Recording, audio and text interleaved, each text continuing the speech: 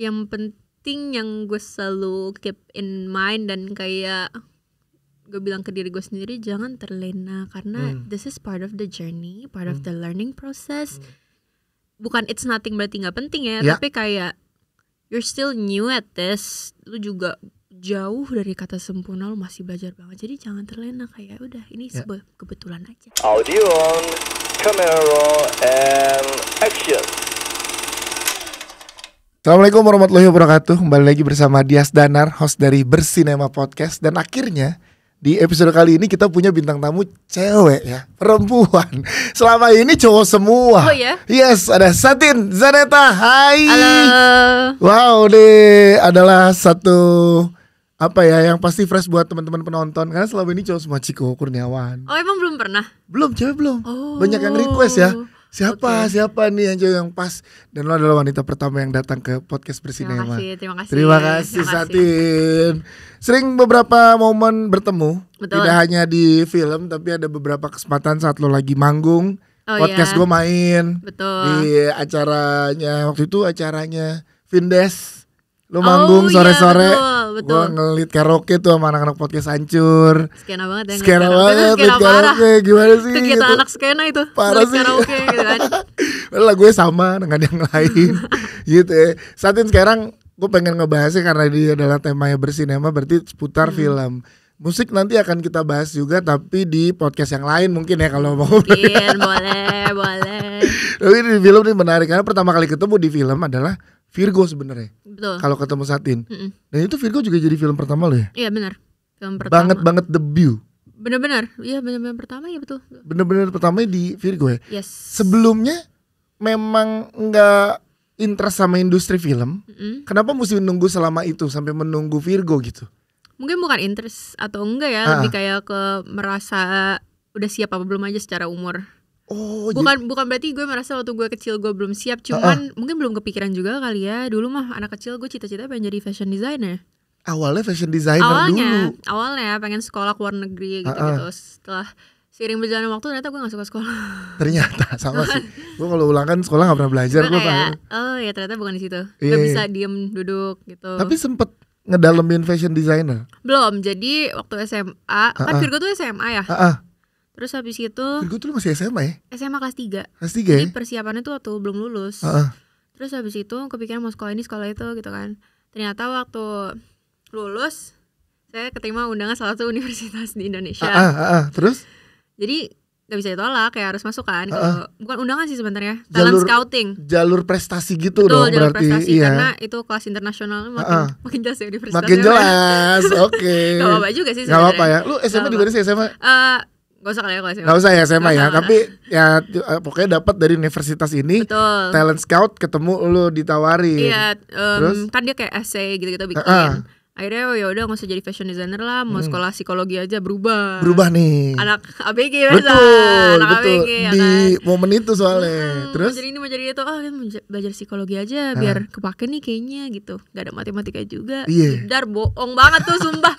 Ada statistik gitu. Terus akhirnya susah sih. Dijalanin barengan sama memulai karir. Karena kayak mungkin dicoba aja kali ya, nggak apa. Sekalian bikin lagu juga kan. Iya. Bareng terus ternyata nggak bisa dibarengin. Jadi harus kalau buat gue ya, mungkin orang lain time managementnya lebih bagus gitu. Kalau gue nggak bisa ternyata. Gue juga setuju untuk tidak bisa membersamai antara, apalagi kuliah ya, yang butuh komitmen itu dari diri sendiri. Kalau sekolah kan udah terjadi program dari sekolah sistemnya gitu. Iya benar, dan harus serius kan. Kalau kuliah tuh kayak lo harus sit still belajar, terus udah gitu waktu itu karena COVID gue Zoom kan kuliahnya. Oh iya. Gak bisa aja sebenarnya anaknya kayak duduk diam gitu, harus bersosialisasi. Jadi I think college isn't for me right now at least gitu. Jadi kayak apalagi kalau udah kenal kerjaan yang ternyata kita enjoy ngerjainnya. Betul, kayak hobi gitu kan. Betul, di semester 7 kenal radio. Masuk radio. Gak gue apa-apain skripsi 3 tahun. Jadi gak kepegang. Jadi kan? Kuliah 15 semester dulu. Wow. Panjangnya tua. Jujur wow. Saya hanya 2 semester. Iya, 12 panjang banget. Ada 3,5 tahunnya cuti. Masih ada 10 semester lagi. Masih ada kesempatan 10 padahal. Gue kayak 2. Bye, udah bisa. Akhirnya karena ketemu pada saat project Virgo itu. Betul. Tapi bukan berarti karena Virgo gue cabut ya. Bukan. Karena emang bertemu dengan jati diri. Yes. Kebetulan di situ. Nah, tapi ketemunya duluan mana? Ketemuan duluan nyanyi apa ketemu duluan acting? Kayaknya kalau acting mungkin bisa jadi art itu secara berbarengan. Gue ketemu kayak kayaknya jalan gue di sini gitu. Gue nggak bisa selain di art tuh kayaknya gue nggak ada kemampuan lain. Gue merasa gitu iya kayak gue merasa kayaknya gue bisa di sini gitu. Terus tapi pas dapat kesempatannya tuh nyanyi dulu soalnya. Iya kan? Karena kalau nyanyi tuh at that time gue merasa kayak platformnya gue bisa bikin sendiri. Kalau filman kita harus bikin, lama-lama harus diundang, apalagi harus diajak. Di momen sekarang home industry untuk home recording banyak orang lah ya. Tapi kan kalau nyanyi kayak kalau iseng di rumah bikin sendiri juga bisa. Jadi gue mulai dari kayak gue nyiapin platform gue sendiri, which YouTube waktu itu nyanyi cover. Abis itu kayaknya nyanyi dulu nih lebih reachable, kita coba nyanyi sambil kayak nggak menutup kemungkinan untuk main film karena ya kan harus nunggu kesempatannya juga kan. Gue tunggu, terus dapetlah Virgo yang kebetulan waktu itu kan kayak scouting gitu kan dia sekalian bisa nyanyi, terus scouting Virgo kayak udah cobain aja sekalian gitu. Iya, yang dapet deh. Iya dapet. Emang selama pada saat lo dari mulai ya mungkin dari SMA atau mungkin SMP gitu, bokap Mas Abimana nggak menyarankan lo di industri ini atau gimana sih? Dia tuh selalu support apapun pilihannya sih. Dia gak pernah mengarahkan yang kayak istilahnya membukakan jalan, memberikan jalan. Dia lebih kayak you gotta find your own way gitu loh. Gue ada di sini, gue bantu lo, tapi kayak you gotta find your own way dengan cara lo sendiri gitu. Misalkan kalau misalkan gue butuh bantuan, mau nyanyi, dia bakal bantuin, tapi dia kayak kamu mending nyanyi atau kayak kamu mending main film aja gitu. Enggak ya, jadi emang gak ngarah kan, karena enggak. Yang kita tahu dari cerita bokap juga gitu kan, punya gue pengen menentukan ini, support sebagai orang tua aja. Betul, sama kayak nyokap gue juga kayak gitu sih, dua-duanya kayak gitu. Ini serunya sih, karena ada beberapa teman-teman gue juga yang orang tuanya di industri yang sama, anaknya juga mengikut di industri yang sama karena udah tahu pattern yang pahit-pahitnya yang didapetin oleh orang tua. Betul. Kan kayak udah tahu pahit-pahitnya, jadi saat udah lo masuk di industrinya jadi lo lebih belajar dan mengantisipasi hal-hal gak enaknya. Itu terjadi nggak di lo? Lebih kayak ke salah satu alasan that's why gue jump into the industry itu umur-umur segini karena ayah dan ibu merasa kayaknya ntar dulu deh, kayaknya maturity itu kan penting juga ya. Kayak maksudnya bisa dilihat, bukan berarti semua anak-anak yang main film dari muda kayak gimana enggak, tapi at least for them karena gue anak mereka, jadi kayaknya nanti dulu deh. Jadi mereka kayak ayo pelan-pelan. Ntar kalau misalkan kan ayah udah kenal banyak orang, ntar kita coba pelan-pelan dari situ gitu. Karena ayah sama ibu kan dari muda banget udah ada di industri kan. Iya, dari umur apa ya? Dari belasan juga. Dari 17. Betul. Ya kan udah ada di situ, jadi tahu nih gimana anaknya path-nya, momennya, dan ada di industri. Akhirnya ketemu Virgo dan akhirnya Virgo jadi film pertama yang bikin lo makin cinta sama industri film. Betul. Serunya gimana sih dapetnya? Gue pengen tahu kayak, iya kan gue kayak sekarang MC tuh ngerasa seru banget di industri, dapet jalurnya dari MC. Betul. Kalau lo kan dari akhirnya jadi aktornya gitu. Ketemu momen serunya apa emang pada saat syuting? Kayaknya gue merasa gue menemukan wadah baru di mana gue tuh salah satu orang yang tidak mau, ada kecenderungan tidak mau merasakan apa yang gue harus rasakan. Let's say kayak misalnya gue sedih atau gue marah, gue denial aja orangnya, kayak I don't want to feel that gitu, cause I don't feel like I'm comfortable to feel that.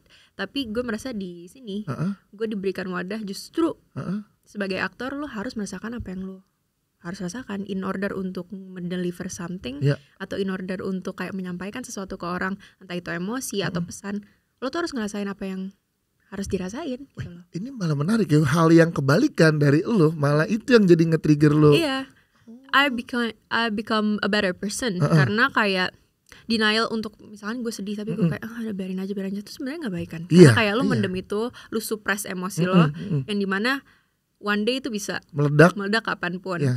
Gue belajar dari Abang Joko, gue belajar dari Pak Tommy, gue belajar dari Pak Ocai juga kayak justru perasaan-perasaan nggak nyamanan lo itu dibutuhkan di sini karena lo harus menjadi manusia semanusia mungkin ketika lo ingin menyampaikan sesuatu. Ketika lo menjadi let's say karakter A atau B, kayak lo harus paham luka mereka ya, lo at the same time lo harus menemukan persamaan sama diri lo sendiri kan. Iya. Jadi gimana ya cara nyari celahnya adalah untuk accept that is part of you gitu loh. Jadi itu sih gue belajar untuk penerimaan, berarti ya. Penerimaan dan merasakan perasaan lebih lagi gitu loh. Gak disuppress, gak di kayak I don't wanna feel that gitu. Dalam loh ternyata maknanya. Gue juga baru sadar karena kayak ya kan gue baru di sini ya, masih belajar banget, baru 3 film.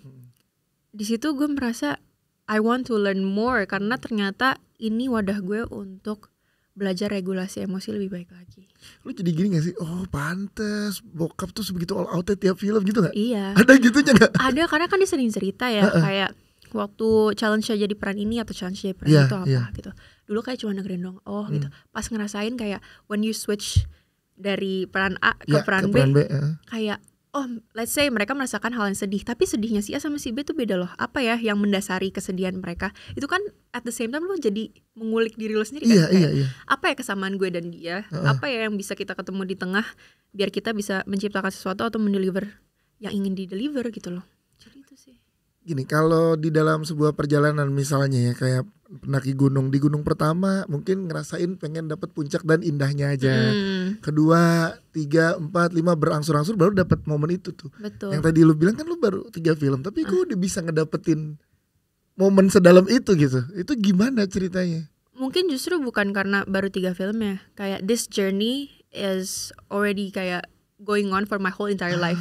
Seumur hidup gue selalu belajar untuk ini sih sebenarnya fokus hidup gue sebenarnya adalah to become a better person. Dan salah satu kekurangan gue yang gue sangat amat merasakan adalah regulasi emosi gue kurang, dan gue tuh tend to suppress my feelings gitu. Gue nggak mau merasakan apa yang nggak nyaman, gue nggak mau merasakan apa yang gue rasa kayak gue kayaknya nggak mau mikirin itu deh gitu loh. Ternyata ketemunya wadahnya itu di sini, in art in general sih sebenarnya, tapi terutama acting, karena kayak gue belajar dari sutradara-sutradara yang pernah kerjasama, lu tuh harus clean slate gitu when you start something gitu.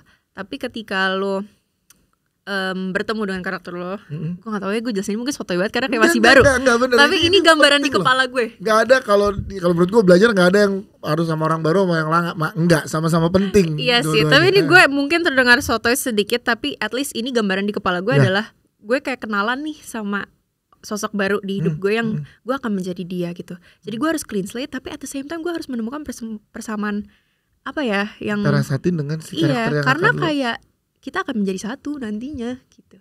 Nah itu kan jadi lo kayak merasakan hal-hal yang kadang aduh gue gak pengen rasain deh, tapi ternyata penting ya gitu. Terus ujungnya selalu selesai project tuh pasti ada rasa acceptance that gak seburuk itu kan untuk menerima perasaan yang gak nyaman itu, ternyata kayak jadi lega kan. Wow, gitu Jis, terima Jis. Iya. Karena jarang ya, maksud gue setiap orang punya perjalanannya masing-masing dan memaknai perjalanannya kan juga punya pandangan masing-masing juga gitu, dan ya pasti ini di luar ekspektasi lo sebagai Satin juga gak sih ngelihat ternyata gue bisa sengaruh ini. Iya. Karena kan pola yang udah terjadi belasan tahun di hidup lo dengan tidak menerima atau denial itu kan ke-build sebagai pola yang terus berulang kan. Betul. Ternyata gue menemukan sesuatu obatnya dari hal-hal yang gue suka dan ternyata beneficial juga. Jadi kayak ya udah gitu, seneng aja gitu, rasanya kayak lega gitu. Ya walaupun ya I can't deny at some point mungkin ada rasa nggak nyaman ketika kayak baca skrip kayak ini sedih gitu, gue nggak nyaman gitu.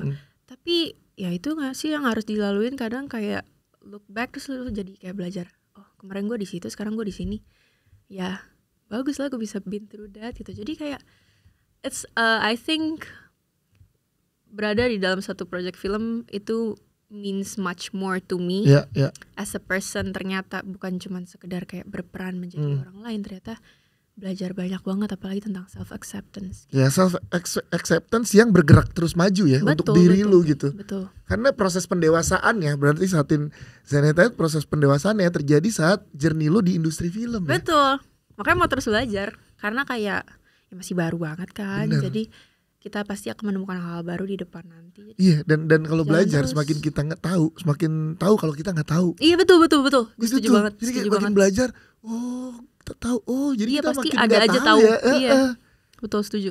Gile, dalam coy. Makanya kemarin pas preskon pantesan Mas Tommy bilang Pak Wiki bilang lu harus lihat Satin di film ini, sebegitu dia bertransformasinya.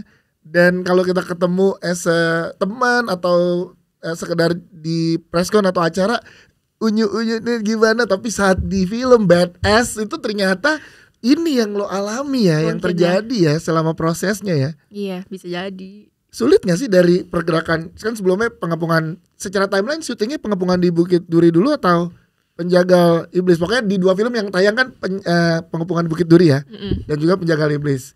3 film ini nih. Ini penerimaannya saat lo bertransformasi dari satu film ke film yang lain susah gak? Dari masuk ke peran A ke peran B, berapa lama biasanya harus pindah?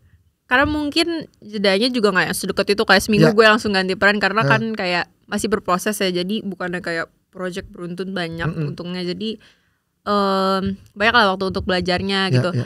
Tapi just to keep in mind, bukan berarti ketika gue become that character terus gue jadi kayak gue jadi orang itu. Enggak gitu ya. Tapi more like pernah gak sih lo baca buku terus lo kayak sedih atau kayak seneng? Mungkin gue lebih kayak gitu kali ya. Susah apa enggak, pasti kan ada pintu keluar masuknya ya. Kayak itu yang kita ngatur sendiri gitu loh. Betul. Sama at the end of the day itu adalah sebuah peran, itu bukan diri lo. Lo harus inget itu. Itu sih yang bokap gue ajarin juga tuh kayak gitu.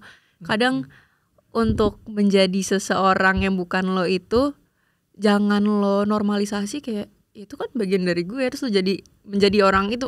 Gue tuh takut menyindir orang deh. Karena bokap gue bener. Tapi ya kan ini yang lo dapet dari bokap kan, ya kan dari Asa Bimana. Jadi sah-sah aja menurut gue, tiap orang punya pandangan apapun terhadap ini. Karena bener ada gue sempat ketemu, bahkan gue juga penasaran dengan hal yang tadi lo bilang adalah jangan-jangan saat kita memerankan karakter ternyata kita cinta dan kita suka.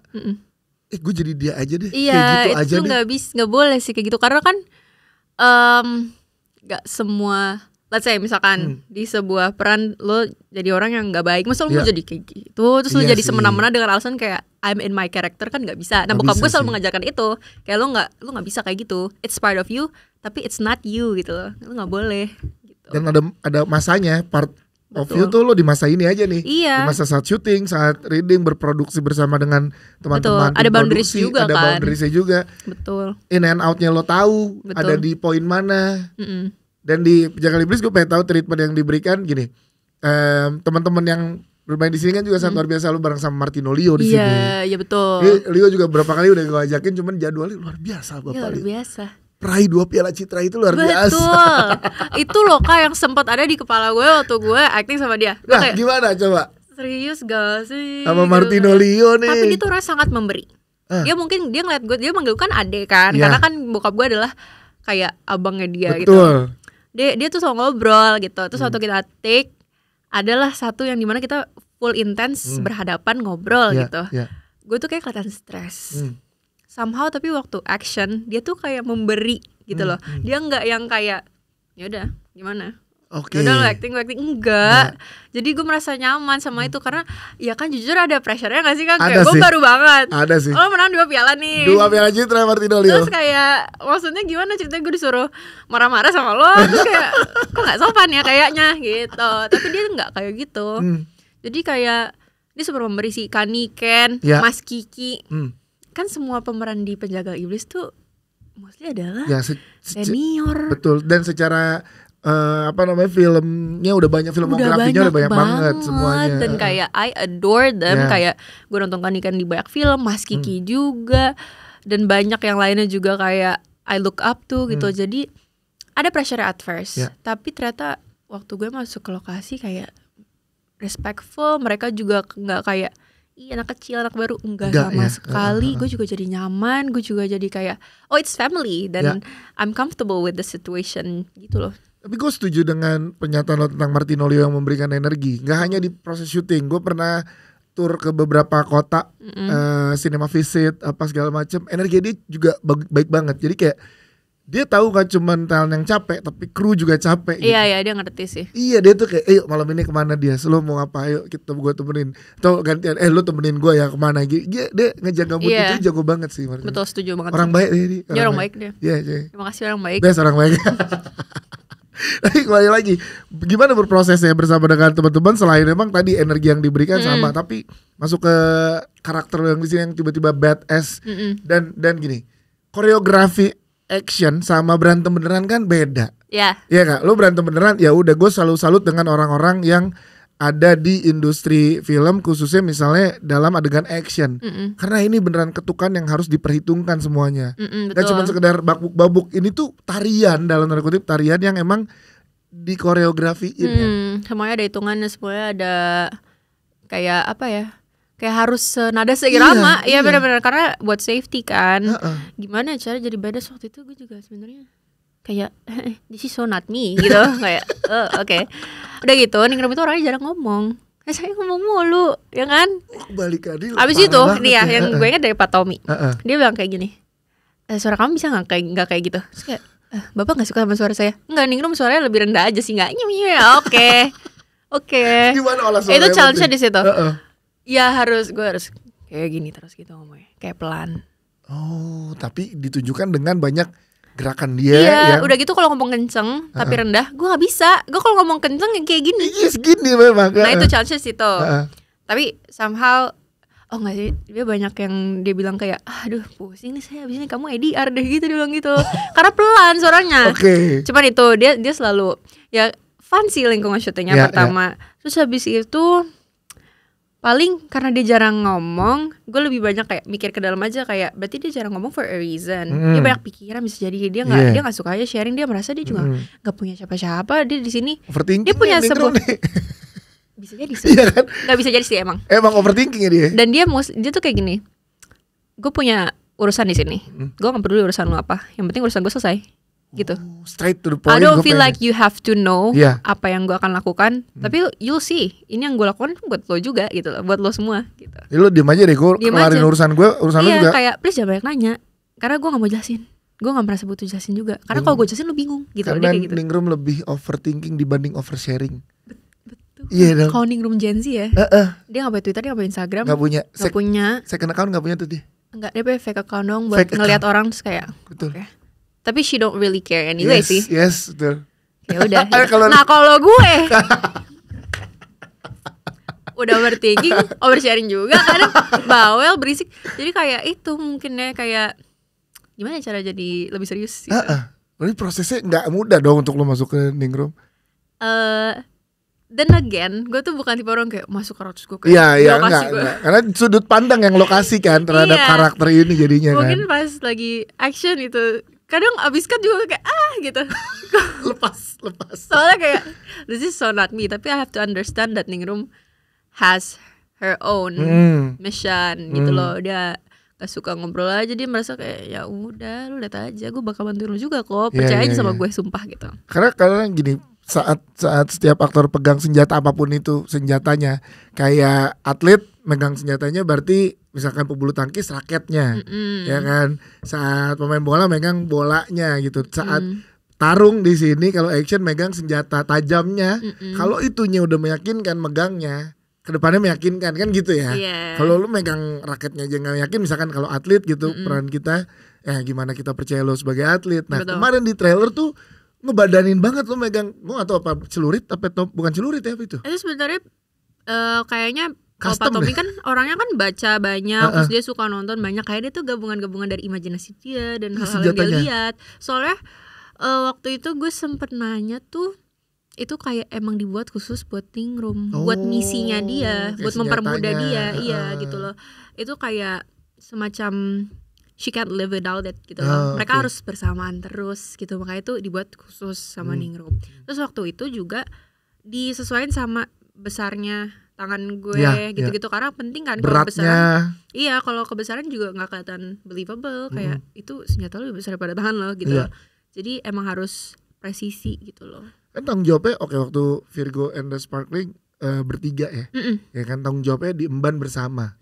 Terus juga di pengepungan banyak case-nya, banyak banget tuh case-nya ya kan. Dan itu masa depan di industri film tuh cerah tuh saat kita lihat jajaran cast. Oh, banyak regenerasi, aktor-aktor so fresh gitu. Sini kan emban tanggung jawab besarnya nih poster lu sendiri sama tangan yang keluar dari perut ya. Jujur takut anak sekecil ini. Center of attention tuh lu nih di momen ini, dan sebulan di April 2 film tayang. Beda 2 minggu. Berarti ada mungkin film lo estafet di momen yang sama tayang. Misalkan satu studio ada 4, 2 tuh film lo Satin. Gue kayak bocah sotoy, gue masih baru tahu deh jadi. Itu achievement yang luar biasa dong. Disclaimer ya teman-teman, saya di sini kalau ngomong emang suka ngomong aja. Jadi ya apa kan itu. Takut itu kayak siapa lo? Nggak ada yang gitu. Anak kemarin sore itu. Nggak ada. Insa. Di industri ini mudah-mudahan nggak ada gitu. Kalau ada, yaudah disimpan aja dalam hati ya. Tahu lah maksud saya nggak gitu. Nggak gitu ya. Itu gimana saat lo kan tadi bilang ada overthinkingnya. Ada banget. Iya, itu gimana saat ternyata film gue jeda 2 minggu doang nih tayang nih barengan. Sebenarnya kan ini sebuah kebetulan juga ya, bukan yang kayak gimana-gimana. Yang penting yang gue selalu keep in mind dan kayak gue bilang ke diri gue sendiri, jangan terlena karena this is part of the journey, part of the learning process. Bukan it's nothing berarti nggak penting ya, tapi kayak you're still new at this, lu juga jauh dari kata sempurna, lu masih belajar banget. Jadi jangan terlena, kayak udah ini sebuah kebetulan aja. Ini langkah aja. Ini sebuah langkah. Itu sebuah batu loncatan aja untuk lu jadi orang lebih baik lagi. Karena gue yakin kebersamaan ini berdua tayang juga banyak orang yang lebih mudah dan bisa ngasih gue kritik atau kayak ngasih komen, and that's fine, I'm very open to that. Jangan, ya itu sih gue tuh selalu, gue kalau berdoa ya sama Allah kayak ya Allah, terima kasih atas kesuksesannya, semoga ini, tapi tolong ingatkan saya dan jaga saya dari sifat-sifat sombong dan yang terlena dengan hal seperti itu, karena it's very important, karena gue masih belajar. Humble banget ya. Ayahnya banget nih, humble banget. Bokap lu tuh humble banget tuh. Ya, tapi bokap gue juga ngomong itu. Jangan terlena. Iya. Ini masih belajar. It's nothing gitu. Kita tunggu nanti di momen sekarang kita syuting. Tapi waktu Virgo kan ini ya udah pernah gala premier. Iya. Bokap itu setahu gua gak pernah nonton saat gala premier. Cabut ya karena saya MC-in film-filmnya. Mas Abi mana? Lu tipikalnya gitu gak? Lebih bukan jauh sih, kan mau nggak mau kalau saya nontonnya. Iya benar. Cuman kayak malu, aduh gue kayak malu banget. Gue kemarin liat trailer aja kayak gue nggak bisa gitu. Karena kayak gue jadi ngeliatin detail-detail yang kayak gue harus bisa lebih ini deh, gue harusnya bisa lebih dari itu deh gitu, kayak ini bisa lebih bagus sih, gerakan gue harus gitu-gitu loh. Martinolio juga ngomong gitu. Martinolio persis gue ngobrol, gue lupa di kota mana. Gue jarang mau nonton bener-bener karena gue jadi mengevaluasi diri gue. Nah itu kekurangannya gue, kata dia gitu. Iya sih, tapi mungkin itu penting juga sih. Tapi kalau terlalu berlebihan juga nggak boleh ya.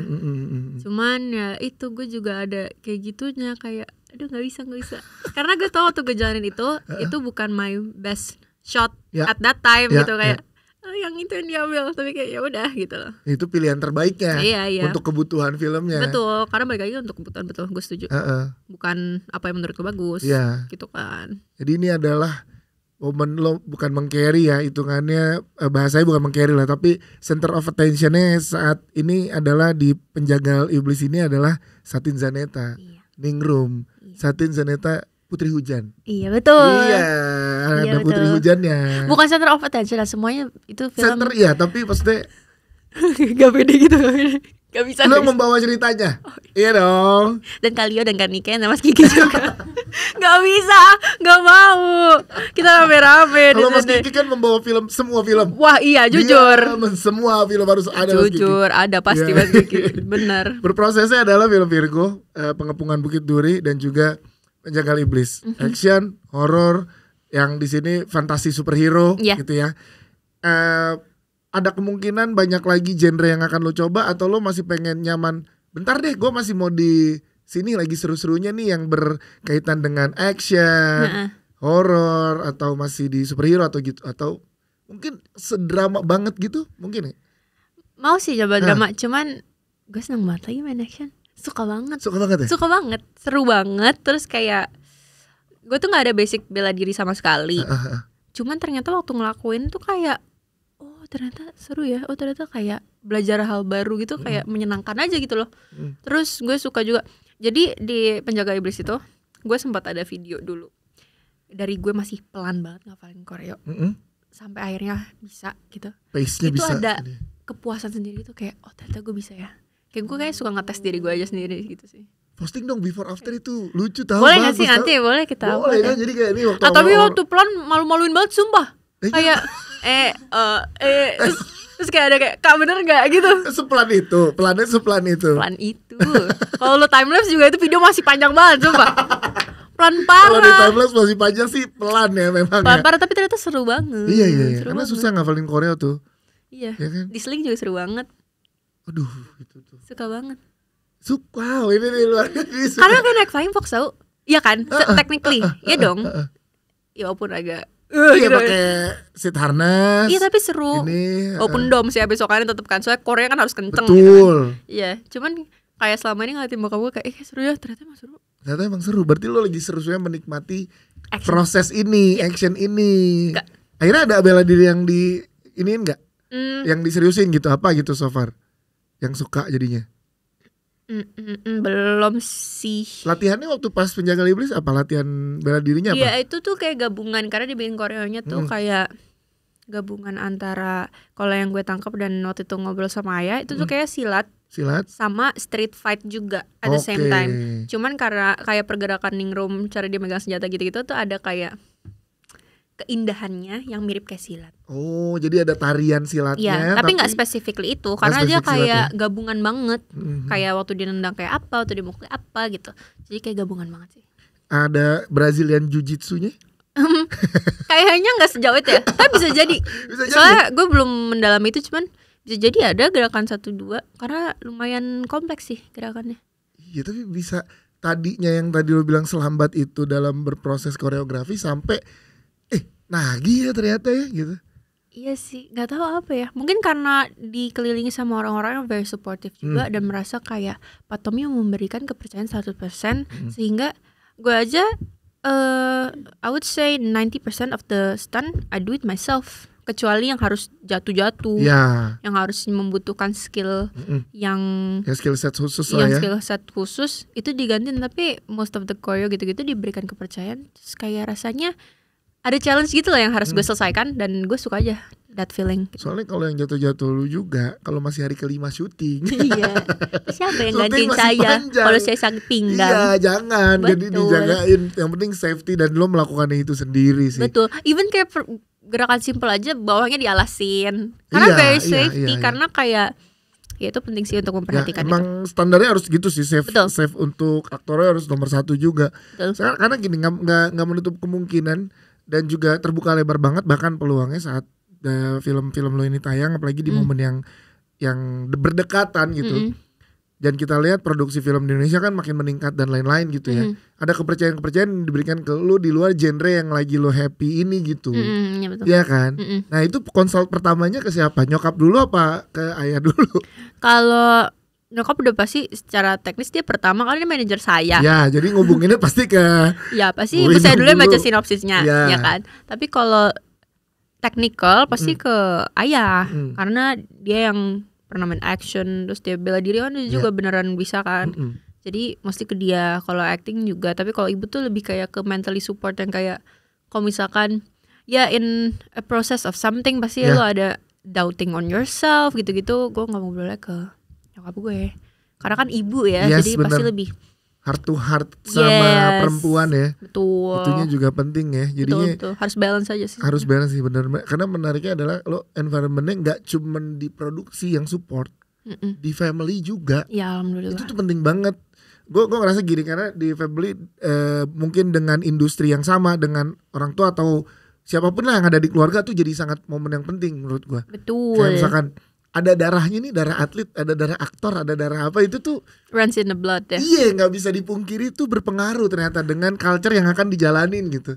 Nepotisme maksudnya? Enggak, jadi misalkan gue pengen jadi atlet dulu, tapi nggak bisa secara culture karena bokap nyokap gue bukan atlet. Oh iya. Gitu, jadi nggak bisa untuk kayak segigih yang orang tuanya atlet. Betul. Nah gitu. Ini penjelasan juga yang suka ngatain saya nepobi. Nah ini makanya salah, gue gak setuju sekali sih saat. Nggak, tapi gini, gue nggak 100% kayak tidak atau kayak apaan sih gue sakit hati, enggak, karena kayak emang gue anak dia. Ini privilege. Iya, kayak I embrace it anyway. Betul. And yang paling penting adalah to prove that bukan I'm better than him, tapi kayak bukan cuman sekedar gue anaknya dia, tapi kayak gue juga berusaha gitu loh. Bukan cuma karena semata-mata kayak oh ini anaknya pantesan aja. Enggak. bokap gue nggak pernah nggak pernah ini ya info nih ya. Info dia nggak pernah membukakan jalan secara paksa kayak anak gue syuting gitu. Nggak sih, nggak pernah. Kalau nggak belum waktunya. Kalau ada ya alhamdulillah gitu aja. Karena memang sebagai orang harusnya memang begitu. Tapi memang lo secara nggak sadar di alam bawah sadar lo bertahun-tahun sebagai berproses ya, ikut semua proses yang dialami sama orang tua lo, itu tuh masuk ke dalam alam bawah sadar lo. Nah itu yang gue bilang, jadi kayaknya sulit buat misalkan kayak gue gitu ya, jadi atlet. Sempet banget dulu pengen jadi atlet bela diri kan, udah sekolah, udah bakat emang gak ada, tapi kan rajin. Tapi karena gak ada disiplin atlet dari orang tua, kalah tuh sama temen yang orang tuanya keluarganya atlet. Iya, make sense. Bukan jadinya lu lebih, enggak, cuman secara culture lu lebih ke build karena udah ada duluan contoh dan polanya. Iya. Gitu, makanya gue gak setuju dengan istilah nepo, enggak. Karena kita sebagai anak nih ngelihat orang tua kita polanya begitu, mencontoh ya. Nah kita tinggal ikutin pola yang udah dilakukan dan udah dijalanin sama orang tua kita, apa salahnya? Tapi gue gak pernah marah juga sih kalau dikatain gitu. Iya. Ya udah embrace it. Karena lo tau lo punya kualitas. Insya Allah. Insya Allah. Oh gue punya kualitas. Amin. Gue sih gak marah. Yang sebel tuh kalau kenapa mesti sebel kalau lo punya kualitas gitu dong. Iya sih. Ya tapi gue kayaknya just embrace it karena emang beliau bokap gue dan I admire him anyway. He's an amazing person, amazing dad also. Iya sih. Dan banyak orang-orang yang kagum ke bokap lo juga jadinya. Kan gue tadi ngobrol sama teman-teman dari Screenplay Bersinema ini. Episode terakhir itu Abimana Arya Satya. Episode terakhir. Jadi kalau Mas Abi minggu depan ini udah tutup podcast ini tutup. Pencapaian tertinggi podcast film tuh ada. Berarti jangan minggu depan dulu ya. Gak apa-apa. Oh gak apa-apa. Mau tutup baru 12 episode tutup kita. Jadi misalkan nanti. Tapi dia nonton itu kayak gue mau dateng gitu. Tutup dong Mas. jangan dulu ya. Tapi itu satu pencapaian. Pengen dari dulu sempat ngobrol juga kan, dulu di radio sempat interview di radio, sempat Mas pengen dong ngobrol film, tapi baru kesempatannya sekarang nih gue punya podcast film beneran gitu. Dan emang ada di industrinya sebagai MC film gitu, jadinya happy. Dan ngobrol sama Satin nih banyak ngebuka yang tadi dibilang, kalau menurut gue nggak penting lo lama atau baru di industri film. Saat lo udah bisa memaknai kayak gini, lo bisa, yang penting kan buat diri lo ya, bukan buat orang lain ngeliatnya gimana. Tapi saat lo bisa jadi a better person dari peran-peran yang lo peranin, itu jauh lebih bermakna ya, Satin. Betul, at least for myself, yes. Iya, at least buat diri lo sendiri tuh itu, oh gue ternyata jadi lebih bisa menerima. Iya, banyak pelajaran yang bisa diambil sih. Iya, betul, setuju. Berarti secara range emosi harusnya lo berani untuk menerima tantangan dari berbagai genre ya. Insya Allah ya, maksudnya kan itu juga proses belajar ya. Gue rasa juga gue harus terpapar oleh hal-hal baru juga biar kayak terus berkembang. Jadi ya iya sih, pasti harus mau terus belajar soalnya. Karena menarik sih kayak misalkan ya drama, iya gak? Belum pernah kebayang loh sumpah. Tapi gue tuh jarang banget bisa kebayang gue main. Mungkin karena enggak sih, tapi kalau gue nonton film kayak yang gue suka banget itu, gue kadang suka kayak kalau gue main film sedih gini kayaknya bisa kayak gue gitu. Misalnya dari lagunya Satin. Oh itu dia. Diadaptasi jadi sebuah film. Iya, gue kalau nulis lagu tuh orangnya sangat mellow sih sebenarnya. Terus oke, yang main harus lu juga karena ini lagu lu nih. Drama mungkin tuh. Jujur itu drama beneran ya jatuhnya ya. Karena lagu saya adalah curhat ya. Oh, oke. Curhat dari teman apa curhat dari sendiri. Makanya kalau nggak sedih gue susah bikin lagu. Nah ini nih banyak nih penyanyi yang bilang kayak ada mungkin nanti momennya saat lo bisa meng-capture kesedihan orang untuk jadi sebuah lagu. Nah itu another skill. Tapi kalau lo apa yang lo rasakan ya? Iya karena gue merasa kalau lagu itu ada gue untuk bercerita gitu loh. Jadi kalau misalkan gue nggak terlalu relate sama ceritanya agak susah gue nya. Ada sih beberapa lagu yang kayak emang nggak based on true story, bahkan juga emang nggak fully based on true story, cuma kan ada part of me kan untuk menaruh sedikit jiwanya juga di situ.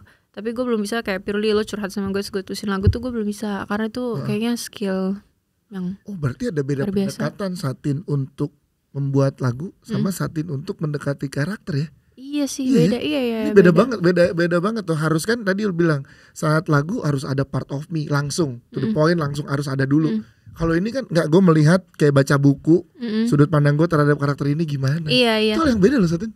Yes, iya ya. Tapi ya sama kalau berkarakter kan juga pasti part of me ada di situ. Cuman kan it's another person gitu kan. Kalau lagu gue rasa kayak itu gue curhat, gue cerita gitu. Orang dengerin gue curhat. Jadi ya udah apa adanya aja gitu. Ya begitulah begitu gitu. Cuman pasti dielaborasi ya kayak lebih sedih atau kayak gimana. Tapi kalau karakter kan ada visi dari seorang sutradara juga, maunya ke arah mana filmnya.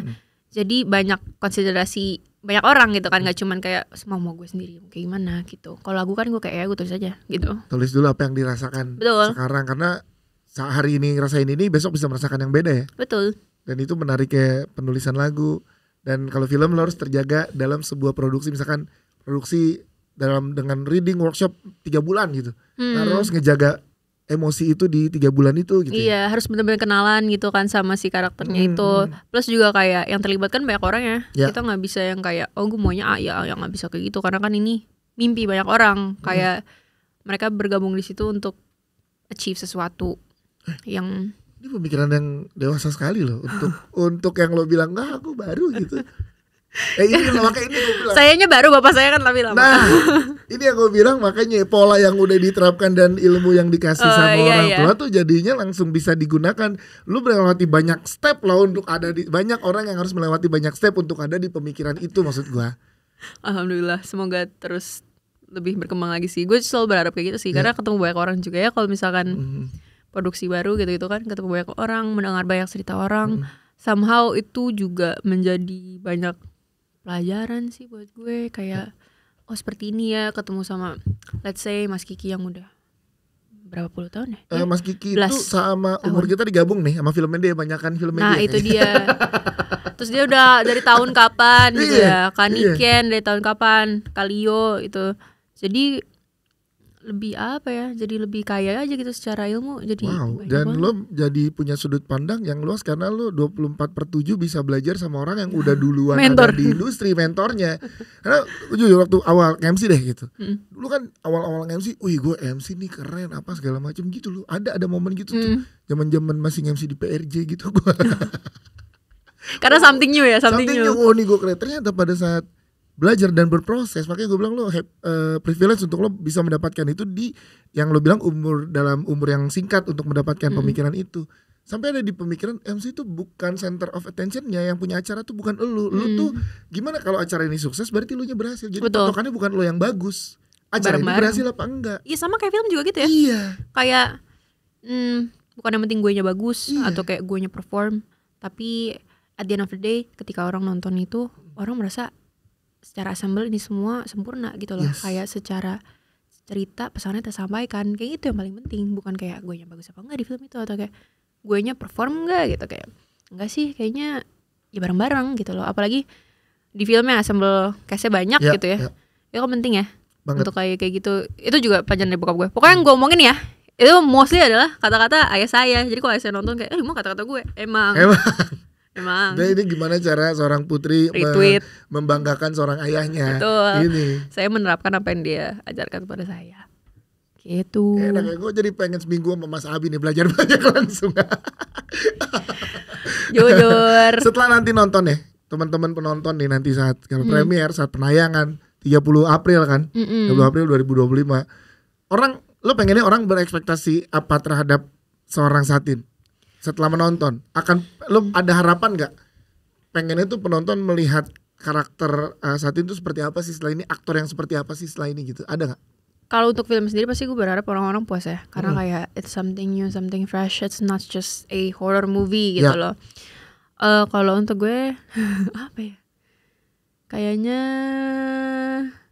gue di industri nih. Enggak lah, enggak pernah kayak gitu. Jujur gue tuh lebih banyak kesini kayak ke dalam aja, kayak pressured karena ya itu something new, something big for me. I really hope and wish that everyone's happy with the final result gitu loh. Terus orang kalau ngeliat gue apa ya? Kayak mungkin bukan gue nya doang kali ya. A young girl or like woman in general. Gue berharap orang melihat kayak women can do a lot of things gitu. Karena di film ini juga sosok penyelamat dan orang terpilihnya adalah seorang wanita. gitu loh. Yang dimana it's very important to acknowledge that perempuan tuh kuat banget toh. Kayak lebih ke situ kali ya. Bukan ke guenya sendiri. Karena Ningrum adalah salah satu icon wanita yang kuat dan penyelamat gitu. Nah, ini nggak dapat dari Mas Abi kan, ini sendiri nih. Ini mikir sendiri. Ini mikir sendiri. Ini pesan yang dalam sebenarnya, karena dari trailernya benar yang Satin bilang, gue sih ngelihat ini sesuatu yang baru, apalagi semangatnya Mas Tommy Dewa nanti abis ini nih episodenya Mas Tommy soalnya semangatnya kan juga lagi luar biasa untuk sebuah film yang dia kerjakan gitu, dan visinya besar. Kalau dari presscon kita kemarin yang dia sampaikan tuh dalam gitu. Dan ternyata happy saat melihat aktor-aktor yang memerankannya tuh punya kepentingan yang sama tadi ya. Energi yang sama untuk kepentingan film ini bersama gitu ya. Betul. Gak sabar sih mau nonton. Gue juga gak sabar. Iya, lu belum nonton juga ya? Belum sih. Belum dikasih nonton ya? Belum dikasih preview. Tapi gue gak sabar orang-orang nonton juga. Karena ya itu, ini entertaining ya, something new gitu. Bukan cuman kayak takut-takutin atau kayak gimana. Tapi ada sosok yang menjadi penyelamat gitu loh. Terus sosoknya itu juga bentuknya baru, terus dari elemen yang dilakukan sama si Ningrum ini juga baru, dari senjatanya juga imajinasi Patomi, sesuatu baru, pokoknya kayak a lot of new things in one movie di satu film ini. Berarti bisa jadi franchise baru ya? Kan sekarang jadi Penjagal Iblis Dosa Turunan. Iya. Siapa tahu nanti Penjagal Iblis apa? Iya, Penjagal betul. Iblis katanya sampai 7 deh kalau nggak salah. Alhamdulillah tuh, Dosa Turunan pertama sampai turunan ke-7. Ikut dewasa, Ningrum ikut dewasa terus. Betul. Ya kan, why not gitu. Why not? Kenapa enggak ya, gak sih? Jadi bisa ada di situ. Thank you Satin udah hadir di sini. Dan gue cukup punya belajar banyak hal lagi. Dan senangnya gini, setiap punya bintang tamu gue tuh banyak belajar terus. Makanya pengennya pada saat ditanya kenapa sih bersinema harus satu-satu, kenapa nggak berdua atau bertiga gitu, biar heart to heart gitu ya. Satu itu, yang kedua gue karena gue tahu gue saat di sini gue belajar banyak hal dari tamu gue yang ada di sini. Gue juga belajar banyak hal dari lo. Saya tidak ada dong, ada dong, ada banget. Kita kedatangan bintang tamu episode lalu. Oh iya, ini sosok yang influential dalam hal apapun. Karena kesibukan ada banyak sekali. Luar biasa. Betul. Tiap hari ada aja kegiatan. Itulah pokoknya ada lah ya pokoknya. Sebelumnya. Ada lah pokoknya. Thank you Satin ya. Thank you for having me. Gak sabar melihat lo akan ada di banyak judul-judul film di Indonesia. Dan semoga gue punya kesempatan untuk ya kesempatan MC-in terus. Ya amin. Karena selain Mas Tommy yang udah ngedirect Ayah dan Anaknya, gue juga udah berarti resmi sah MC-in Bapak dan Anaknya. Betul. Udah naik pesawat 5 kota satu hari. Gue dari awal ngeliat lo doang di panggung bokap gue premier gitu ya, sampai lo yang Iya, masih ada ya kita yang masih ada di industri ini secara bersama timelinenya. Iya sekarang. Lagi ketemu terus ya kita. Terus mudah-mudahan terus, dan juga karya-karya lo akan terus dilihat dan didengar juga. Amin. Ya, jangan lupa dengerin lagu. Setelah Ningrum nulis lagu nggak? Selalu merasakan apa yang lo rasakan dengan Ningrum? Belum in touch with that kan. lagi Karena lagi fokus lagi senang di dunia industri acting dulu ya. Tapi latihan coach sama Galabi tetap masih. Kalau misalkan ada mau rilis single masih ketemu kita. Ini vokal director lu berarti. Betul. Oke, beres. Terima kasih Satin Zaneta, Putri Hujan. Thank you. Sampai ketemu di episode selanjutnya di Bersinema. Dadah. And cut.